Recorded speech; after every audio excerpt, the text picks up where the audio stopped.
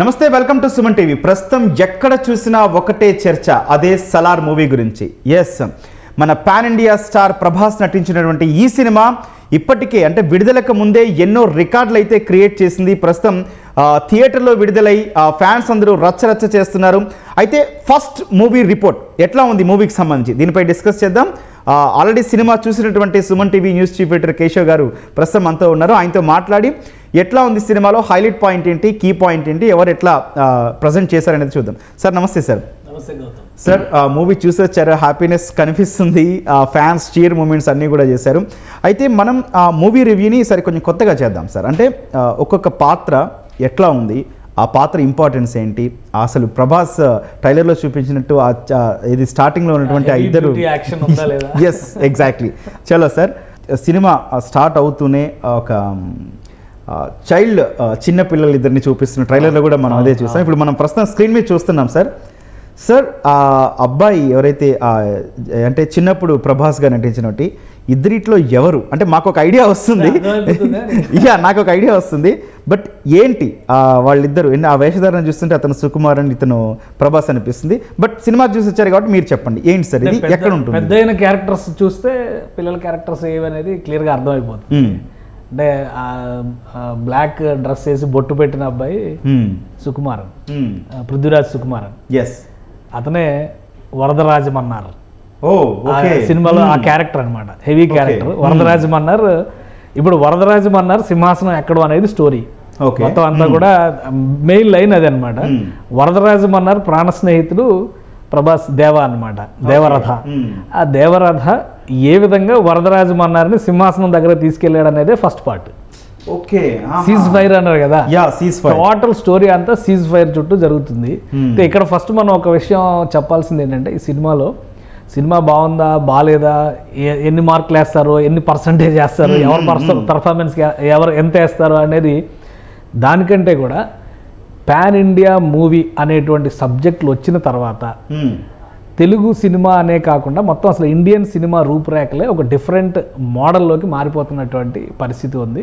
దానికి ఒక అడుగు పైమెట్టు కింద మనం సలార్ మూవీని చూడాల్సి ఉంటుంది. ఎందుకంటే ఒక నేషనల్ అప్పీల్ ఉన్నటువంటి సబ్జెక్ట్ని తీసుకోవడం ద్వారా కథ చెప్పాలి అంటే కథ మాత్రమే చెప్పాలి అన్న రీతిలో. ఎందుకంటే ప్రశాంత్ నీల్ గత సినిమాలు మనం చూస్తే కూడా ఈ డ్యాన్స్లు, పాటలు, కమర్షియల్ ఎలిమెంట్స్, ఈవెన్ రాజమౌళి కూడా కమర్షియల్ ఎలిమెంట్స్ ఎక్కువ పెడతారు.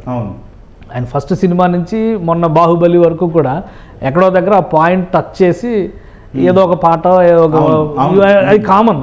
బట్ ప్రశాంత్ నీల్లో నాకు నచ్చింది పర్టికులర్గా ఏంటంటే కేజీఎఫ్లో కానీ ఇప్పుడు ఇందులో కానీ ఓన్లీ కథ మాత్రమే ఉంటుంది, పాత్రలు కథ. ఆ పాత్రలకి ఒక్కొక్క పాత్రకి ఒక్కొక్క ఔచిత్యం ఉంటుంది. అది సేమ్ ఎలిమెంట్ ఇందులో కంటిన్యూ చేశాడు. మనం ఏదో ప్రభాస్ బాగా డ్యాన్సులు చేస్తాడు, ఇంకా బాగా మంచి కామెడీ చేస్తాడు, రొమాంటిక్గా పర్ఫామ్ చేస్తాడు అనుకుని మాత్రం థియేటర్కి వెళ్ళొద్దు. Fully loaded action movie. Prabhas కట్అవుట్కి తగ్గట్టుగా ఒక వారియర్ ఎలా ఉంటాడో అలా ప్రజెంట్ చేసేటువంటి ప్రయత్నం ఇందులో ప్రశాంత్ నీల్ చేశారు. చాలా బాగా చెప్పారు సార్. ఇప్పుడు ఇంకొక ఫ్రేమ్ చూద్దాం. ఎస్, ఇప్పుడు కనిపిస్తుంది కదా సార్ ఈ ఫ్రేమ్. ఏంటి సార్ ఈ సామ్రాజ్యం ఏంటి, వెనక కనిపిస్తున్న బొమ్మలు ఏంటి, వెనక మంటలు ఏంటి, ఎప్పుడు వస్తుంది సార్ సినిమాలో? అది కన్సార సామ్రాజ్యం అనేది ఒక సామ్రాజ్యాన్ని సృష్టించారు. మామూలుగా అయితే మనం కేజీఎఫ్ని ఆల్రెడీ చూసాం, కోలార్ గోల్డ్ ఫీల్డ్స్ అని చెప్పని కేజీఎఫ్ అని. అంటే యాక్చువల్గా ట్రైలర్ చూసే వరకు కూడా చాలా మందికి తెలియదు కేజీఎఫ్ అంటే ఏంటి అనేది. బట్ కేజీఎఫ్ అనేది కోలార్ గోల్డ్ ఫీల్డ్ అనేటువంటి విషయం స్టోరీతో రివీల్ అయిన తర్వాత చాలా మందికి అది కనెక్ట్ అయింది. నిజంగానే కోలార్ ఉంది కాబట్టి అక్కడ. అలాంటిది ఒకటి కన్సార్ అనేటువంటి ఒక సామ్రాజ్యాన్ని ఇందులో సృష్టించాడు. మామూలుగా సాహో సినిమాలో చూసాం కదా, ప్రభాస్ ఎక్కడో వేరే దేశంలో ఏదేదో జరుగుతుంది అన్నట్టుగా కథ వెళ్తుంది. కానీ ఇక్కడ ఏంటంటే భారతదేశానికి స్వాతంత్రం రాకముందు, స్వాతంత్రం వచ్చిన తర్వాత కూడా ఈ సామ్రాజ్యం అలాగే పదిలంగా ఒక మాఫియా సామ్రాజ్యం కింద నడుస్తూ ఉంది. ఇప్పటికీ కూడా అది ఆపరేట్ చేస్తున్నారు. 2010-2020 దశకంలో కూడా ఆపరేట్ చేస్తున్నారు అన్నట్టుగా కథ రాసుకున్నారు. దానికి తగ్గట్టుగా దానిలో అన్ని రకాల మాఫియా ఎలిమెంట్స్ ఉంటాయి, అలానే హవాలా వ్యవహారాలు ఉంటాయి, ఆయుధాల సరఫరాలు ఉంటాయి. ఆ సామ్రాజ్యానికి అధినేత కావడం అనేది కథ ఇతివృత్తం. అంటే ఇప్పుడు మన హీరో దీంట్లో కూర్చోవాలి అనేది కాన్సెప్ట్ సార్ సినిమా కదా? మన హీరో మిత్రుడు ఉన్నాడు కదా పృథ్వీరాజ్ సుకుమార్ అని, ఆ సింహాసనం మీద కూర్చోబెట్టడం కోసం వెళ్ళినటువంటి సలార్ అంటే దళపతి. ఓకే, అంటే అందులో స్టోరీలో చెప్పారు ఆల్రెడీ, టర్కీలో రాజవంశాన్ని పరిరక్షిస్తూ ఒక దళపతి ఉంటాడు. అత్యంత క్లిష్టమైనటువంటి సమస్య వచ్చినప్పుడు ఆ రాజు ఎవరితోనూ మాట్లాడు, సొంత పిల్లలతో కూడా మాట్లాడు, ఆ దళపతితో మాత్రమే మాట్లాడతాడు. ఆ సమస్యను పరిష్కరించగలిగేవాడే ఆ దళపతి అనేది చెప్తాడు. అలాంటి సలార్ నాకు ఇతను అని చిన్నప్పుడు చెప్పినటువంటి ఒక డైలాగ్ నుంచి కథ మొదలైంది. 25 ఏళ్ల తర్వాత సలార్ని ఆ రాజ్యానికి సంబంధించి తనకి దొరతనం ఇవ్వాలంటే, పృథ్వీరాజ్ సుకుమారన్ కంటే వరదరాజ మన్నార్కి దొరతనం ఇవ్వాలంటే అక్కడ జరిగేటువంటి కుట్రలో కుయుక్తులు ఇతను చంపేయాలని, ఇతను రాజ్యం నుంచి వెళ్ళగొట్టేలా జరిగేటువంటి వాటన్నిటి ఎదుర్కోవాలంటే one man army. Yeah sir, మీరు చెప్తున్న చాలా ఎగ్జైటింగ్గా అనిపిస్తుంది, మాకు కూడా మూవీ చూడాలనిపిస్తుంది. ఇప్పుడు నెక్స్ట్ వచ్చిన పిక్చర్ చూద్దాం సార్.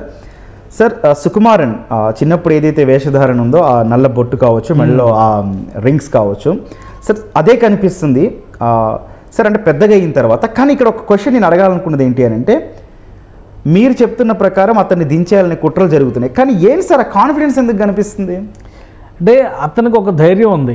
అతను ఏంటంటే స్టోరీ మొత్తం అయితే మనం చెప్పలేము, బట్ ఏంటంటే చాలా చిన్న చిన్న ట్విస్ట్లు ప్రతి క్యారెక్టర్లో కూడా. ఇంకోటి, సినిమా మీద చాలా మంది డివైడ్ టాక్ చేయొచ్చు, కొంతమందికి అర్థం కాని స్థాయిలో ఉన్న వాళ్ళు కూడా ఏదైనా కామెంట్ చేయొచ్చు, కొంతమంది హీరోయిన్కి అసలు ప్రాధాన్యమే లేదు అని కూడా బయట టాక్ వస్తుంది. బట్ అది మనం తర్వాత మాట్లాడవచ్చు. బట్ ఇక్కడ ఏంటంటే కథ రాసుకునేటువంటి విధానం, అది ప్రజెంట్ చేసేటువంటి పద్ధతి, ఈ మూడింటి మీద ఆధారపడి మనం సినిమాని జడ్జ్ చేయాల్సి వస్తుంది.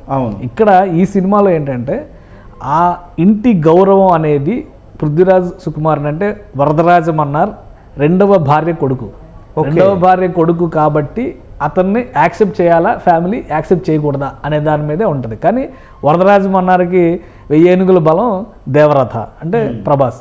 కాబట్టి ఆ కాన్ఫిడెన్స్ని కంటిన్యూ చేస్తూనే అక్కడ ఉన్న అవమానాలకు అన్నిటినీ భరిస్తూ కూడా అతను వచ్చాడంటే ఒక పెద్ద ప్రళయం వచ్చినట్టు, విధ్వంసం వచ్చినట్టు, కాబట్టి అతన్ని కథలోకి మళ్ళీ ఆ ఊరి నుంచి పంపించి తనే తీసుకురావడం అనేది చాలా క్లిష్టమైనటువంటి అంశం కింద చూస్తాడు.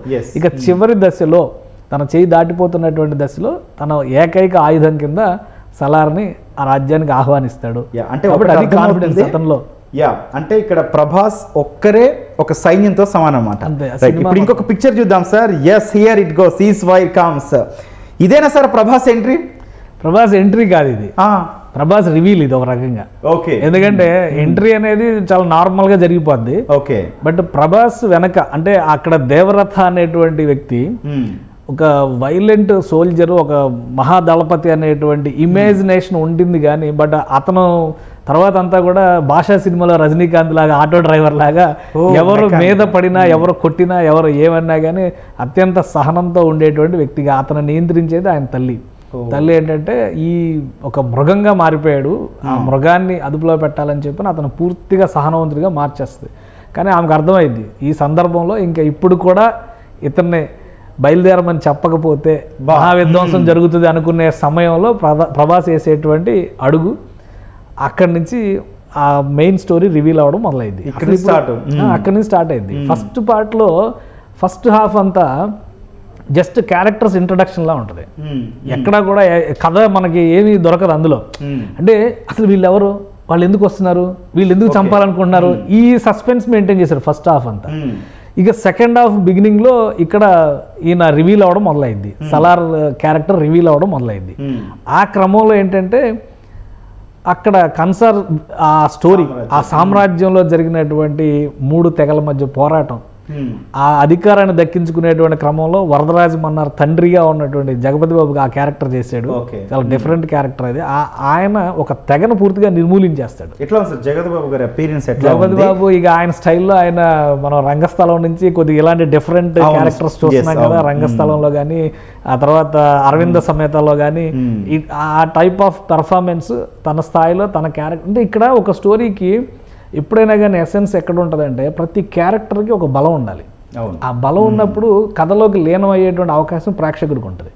ఆ దమ్ము ఈ కథలో ఉంది. ఇప్పుడు విలన్ ని చాలా బాగా ప్రెజెంట్ చేస్తే హీరో అంతకి రెట్టింపుగా ఎలివేట్ కావాలి.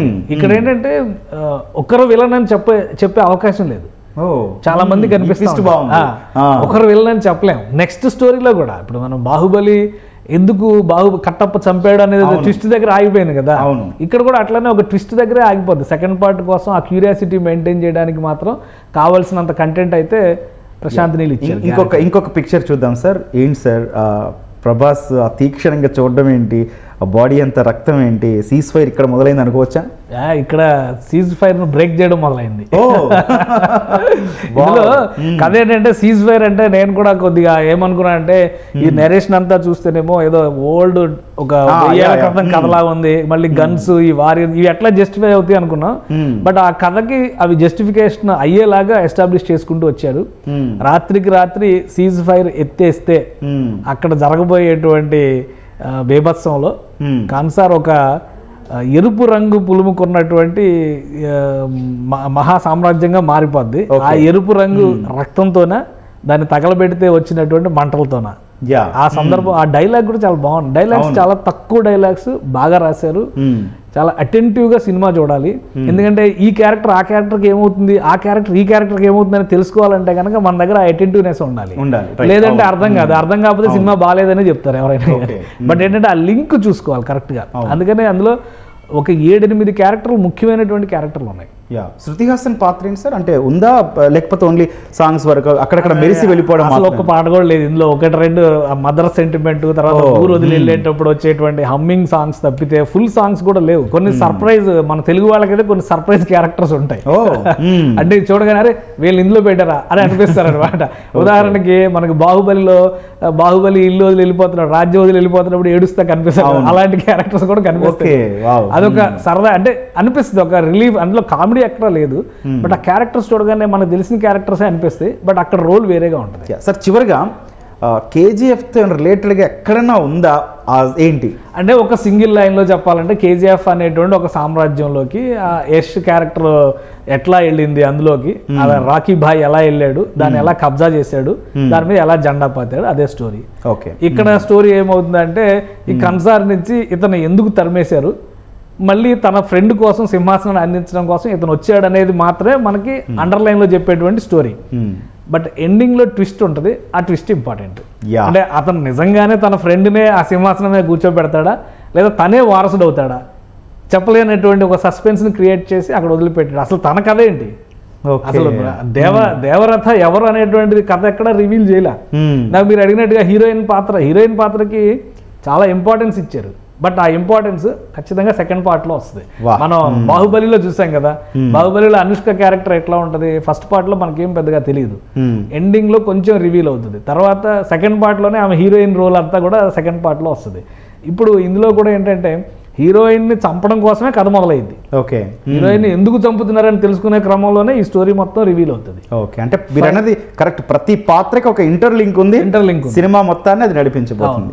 అద్భుతం సార్, నిజంగా అసలు చెప్తుంటే గూస్ బంప్స్. నేను ఈ సినిమా గురించి నేను ఎందుకని మాట్లాడాలని అనుకున్నానంటే చాలా క్లియర్ గా మనకి విచిత్ర కాశీ మజిలీ కథలు, పరమానంద శిష్యుల కథలు, ఇట్లాంటి కథలన్నీ మనం చాలా చూస్తూ ఉంటాం. ఒక కథకి సంబంధం ఉండదు కానీ బట్ 1-2 క్యారెక్టర్స్ కంటిన్యూ అవుతూ ఉంటాయి. ఆ పాసేజ్ ఆఫ్ క్యారెక్టర్స్ అనేది కంటిన్యూ అవుతుంది. ఈ సినిమాలో కూడా కొన్ని కథల్ని, ఆ కథలకు ఉన్నటువంటి నేపథ్యాన్ని, ఉదాహరణకి మనం మహాభారతాన్ని తీసుకుంటే కూడా ఒక్కొక్క పర్వంలో ఒక్కొక్క క్యారెక్టర్ గురించి అద్భుతమైన వర్ణన ఉంటుంది. ఒక్కొక్క క్యారెక్టర్ గురించి మనం టోటల్గా మహాభారతాన్ని మాత్రమే చూస్తాం, కానీ అందులో వచ్చే ప్రతి క్యారెక్టర్కి ఒక ప్రాధాన్యం ఉంటుంది, దానికి ఉండే లక్షణాలు, దానికి ఉండే ప్రత్యేకతలు ఉంటాయి. ఇందులో కూడా ఏంటంటే ఆ కథని నింపేటువంటి క్రమంలో ప్రతి పాత్రకి ఒక ప్రత్యేకతను పెట్టుకుంటూ వచ్చాడు. రైట్, ఇవన్నీ కూడా సెకండ్ పార్ట్ లో రివీల్ అవుతాయి. ఓవరాల్ గా వన్ వర్డ్ లో సలార్ గురించి ఏం చెప్తారు? సలార్ ఒక అద్భుతమైనటువంటి యాక్షన్ మూవీ. మనం హాలీవుడ్ సినిమాలు తెలుగు వాళ్ళు ఎందుకు తీయట్లేదు, లేదా ఇండియన్స్ ఎందుకు తీయట్లేదు అంటాం కదా, అలా అనుకొని చూడాలి. మన సినిమాలో పాటలు లేవేంటి, ఫైట్ చేస్తే ఇలా పైకి ఎగిరి అలా కింద పడాలి కదా, అలాంటివి లేవేంటి ఉంటాయి. ఇందులో కూడా ఫైట్స్ లో ఉంటాయి, బట్ ఏంటంటే ఆయుధంతోనే ఉంటాయి ఆ ఫైట్స్ అని. కాబట్టి ఒక వన్ లైన్ లో చెప్పాలంటే ఖచ్చితంగా ఒక యాక్షన్ థ్రిల్లర్గా మనం చూడొచ్చు ఈ cinema. Right, okay, super sir, thank you. Right, మొత్తానికి సలార్ 1లో సీజ్ ఫైర్ అయితే స్టార్ట్ అయిపోయింది. ప్రభాస్ సింగిల్ హ్యాండెడ్గా తన ఎంట్రీ అయిన దగ్గర నుంచి సింగిల్ హ్యాండెడ్గా మూవీని అయితే ట్రావెల్ చేశారు. అట్లాగే మిగిలిన పాత్రలు కూడా చాలా కీలకం. ఎస్, ఇప్పటి వరకు ఏదైతే చర్చ జరిగిందో ప్రపంచ స్థాయికి తెలుగు సినిమా వెళ్ళింది, హాలీవుడ్ స్థాయికి వచ్చింది. కానీ ఈ సినిమాతో అయితే సలార్ ఒక్క సినిమాతో హాలీవుడ్ స్థాయిని తెలుగు సినిమా దాటేసిందని అయితే సగర్వంగా చెప్పుకోవచ్చని ప్రస్తుతం కేశవ్ గారు అయితే విశ్లేషిస్తున్నారు. Thank you.